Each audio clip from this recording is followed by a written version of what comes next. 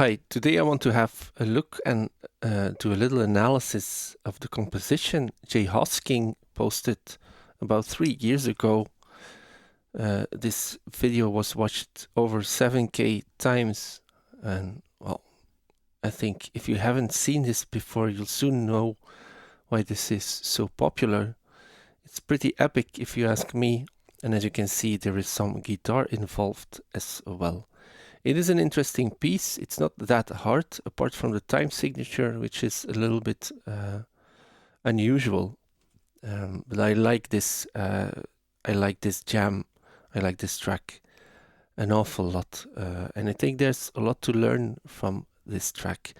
There's not much going on in terms of arrangement. There's no 3 or 4 distinctive separate parts. But let's just play it until the big chorus hits, because that's pretty damn epic. And then after that, we'll jump into Ableton and have a look at the different elements that create this interesting music.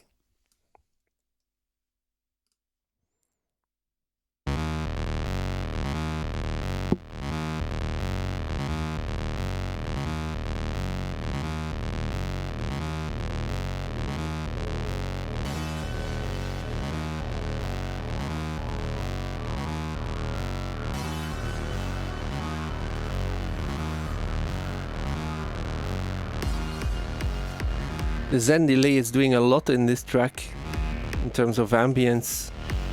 I'm not sure what exactly it's doing, if there's a noise wash mixed in, or is it just the tail of the delay.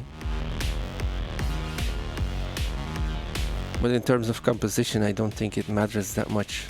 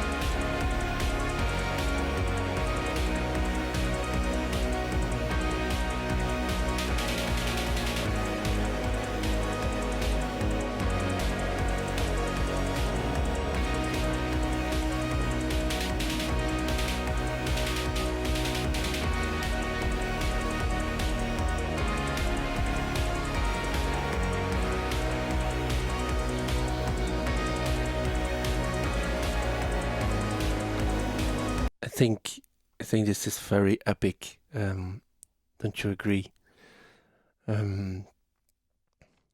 Nothing happens for the rest of the song. They're just elements that are taken out and brought back, like the bass from the start becomes a bass again after the chorus has kind of done its thing, and then elements just start dropping out.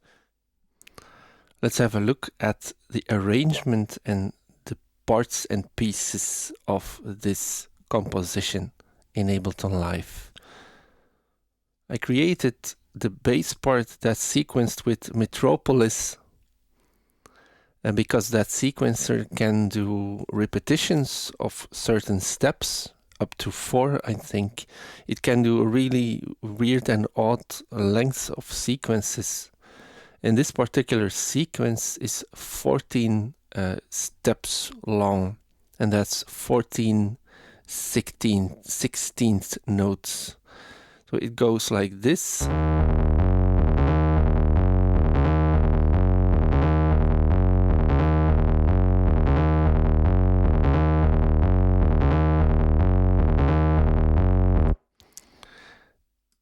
If we compare that to the beat,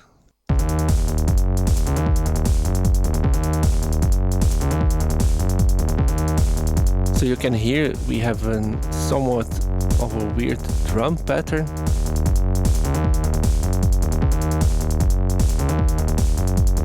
And this song is entirely in 7/4. Now, if you consider that, so yeah, first of all, 7/4 means that one drum loop, one bar is 7/4 long. If I turn on the metronome, you'll be able to count it. 1, 2, 3, 4, 5, 6, 7. 1, 2, 3, 4, 5, 6, 7. So that works out. And I said that the bass pattern, which is repeated twice here over one bar of drum loop, I said that this bass pattern is 14 16ths long, so 14 16ths is 7/8. And if we have two of those, we have 14/8, which means also 7/4. So that's why these fit, or that's how these fit together.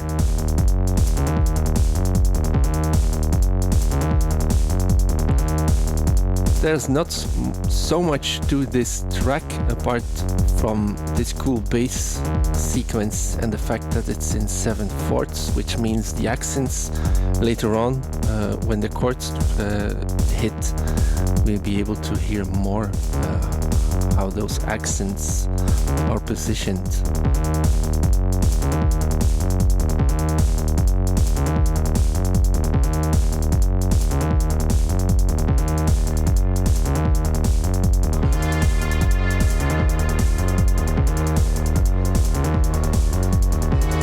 Every two bars there's a single hit with a lot of reverb, and then I have some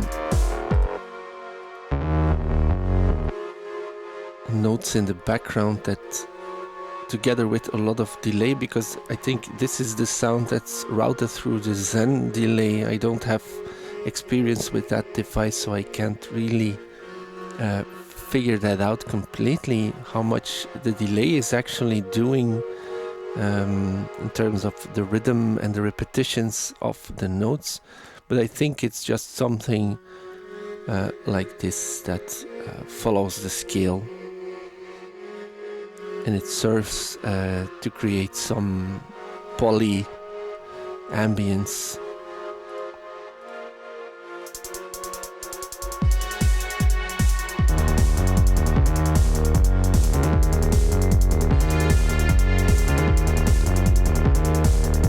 And after a while, the guitar and the chords starts and the guitar drops in. It's stated in the video, as we've seen earlier, that there's pads added at this point to the song and the bass.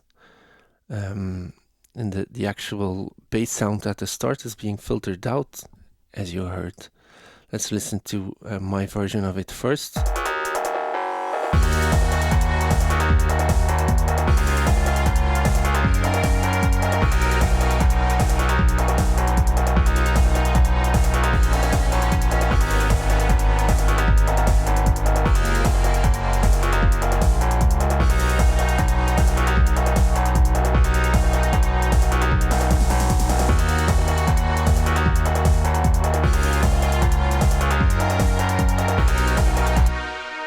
This is so freaking epic. And I think I managed to come really close. Let's single out the bass here a little bit. Maybe with...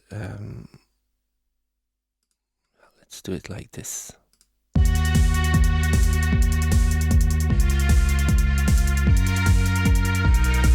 And you can see and hear, because we're following bars of 7/4 notes,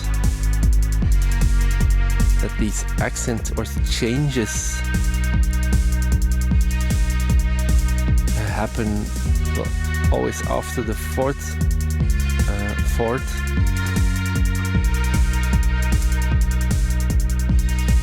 And that's also when he changes chords on the guitar. I made some pads to go with this. I'm not sure if they're entirely correct, but they serve the same purpose.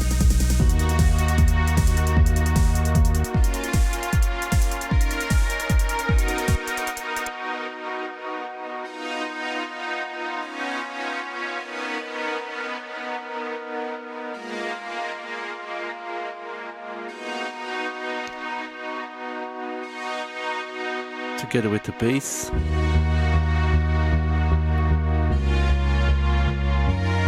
And these also change after the fourth every time, or they stay the same for the whole bar. But that's an interesting thing. If you start working in a weird measure like 7/4, well, it's not so weird. But you don't have a center, you don't have a middle position anymore. So your accents, the accent of your whole track changes, and I think it's really interesting.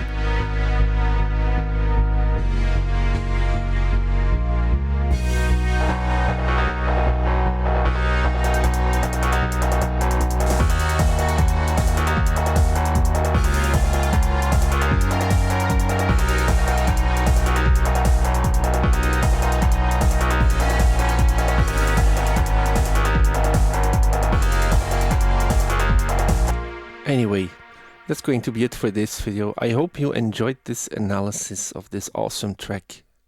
Hope to see you next time. Bye.